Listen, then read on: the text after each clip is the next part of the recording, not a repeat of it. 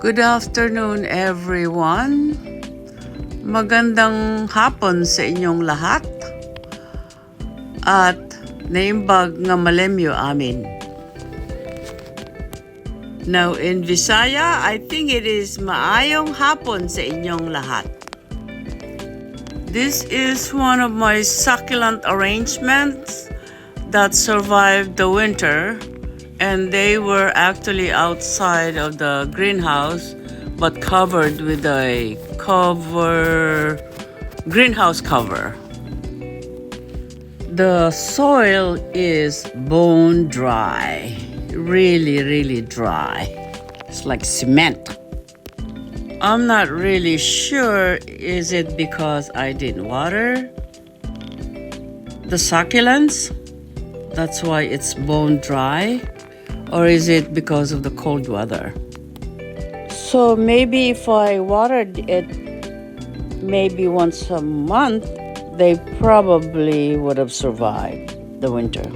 Sometimes it's hard to water in the winter because we turn off all our faucet outside. Now, in Tagalog, ito po ay isa sa mga succulent arrangement ko na naiwan after winter dito sa Maryland, USA. Sila ay nasa labas ng greenhouse pero natakpan sila ng greenhouse cover. Pero matigas yung soil nila. Ewan ko kung dahil sa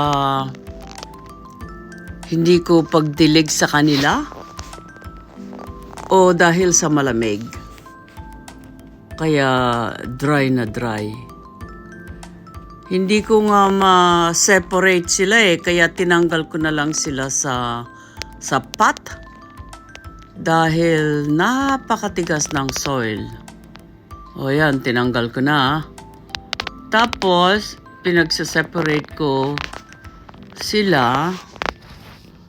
Maski na nasa labas na ng pot, mahirap pa rin tanggalin dahil napakatigas talaga ng soil. Paano? Hindi na diligan ng ilang buwan. Pagka winter na, nasa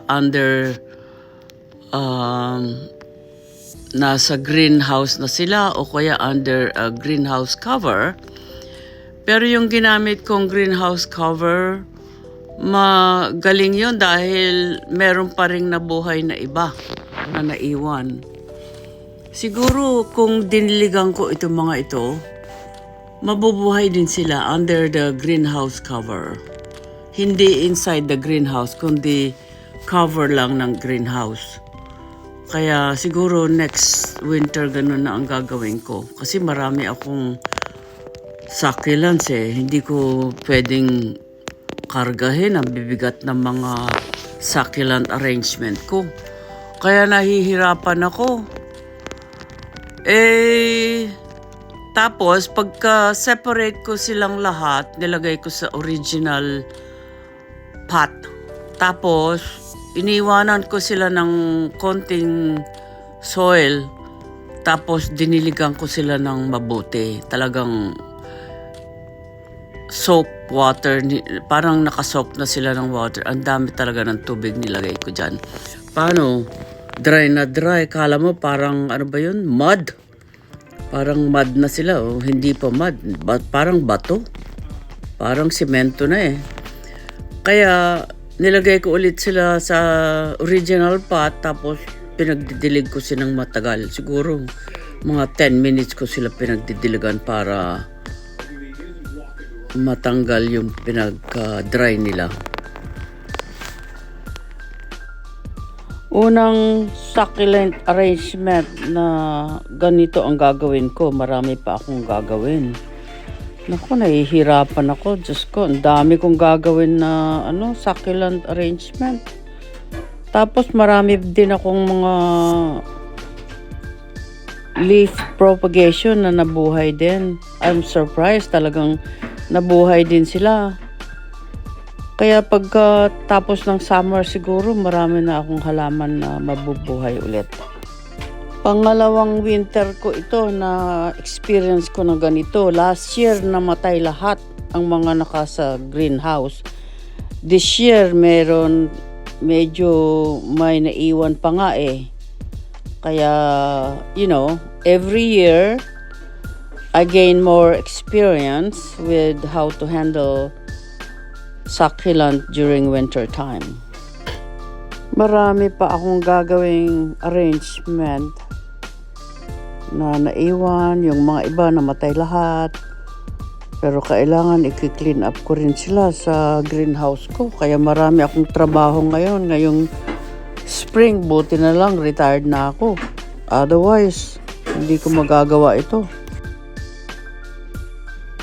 Pero natutuwa din ako dahil last summer, marami akong binili na Sempervivum. Sila ay nabubuhay sa winter. Kaya yung mga tinanim ko na Sempervivum, buhay sila. Ito ang mga Sempervivum collections ko. Actually, they are really nice. They're really nice actually. Really nice.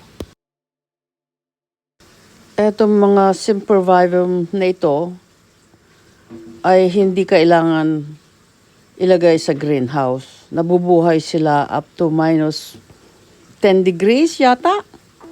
They're really froze hardy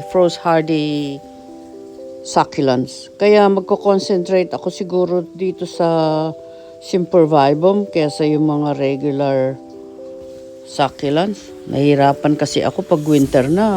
Ang hirap magbuhat ng mga arrangement kasi ang bibigat. Diyos ko. Lalo na ako, gustong-gusto ko yung magaganda.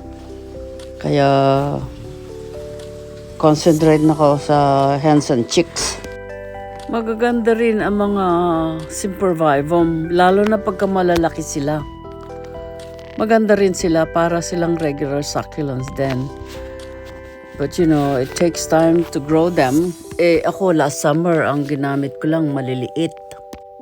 Ito na yung natanggal na succulent.